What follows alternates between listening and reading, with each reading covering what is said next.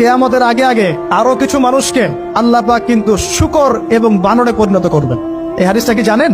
হাদিসটা শুনে রাখেন, এটা আখিরুজ জামান বা কিয়ামতের আলামত সংক্রান্ত হাদিসগুলোর মধ্যে পাবেন।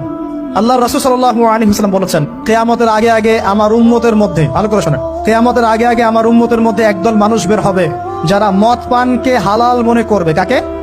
মদ পান করাকে হালাল মনে করবে। যারা বাদ্যযন্ত্র, গায়িকা, নায়িকা এগুলো নিয়ে নর্তকী নাচাবে রাতের বেলা, এগুলোকে হালাল মনে করবে।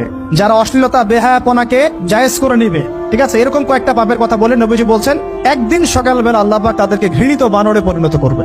এটা হবে সামনে, কখন কিভাবে হবে আল্লাহ ভালো জানেন। এবার আমি কনসেপ্টে চলে আসি। এই যে পৃথিবীতে নেমে আসলাম, তাহলে আমরা কোত্থেকে আসছি ভাই?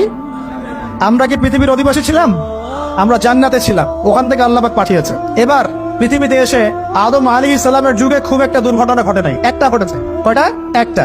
ভাই হাবিলের কোরবানি কবুল হয়, কাবিলের অন্তর্দাহ হয়, জ্বালা হয়। কেন হাবিলেরটা কবুল হবে, কাবিলের কেন হচ্ছে না? এই হিংসার বশবর্তী হয়ে কাবিল হাবিলকে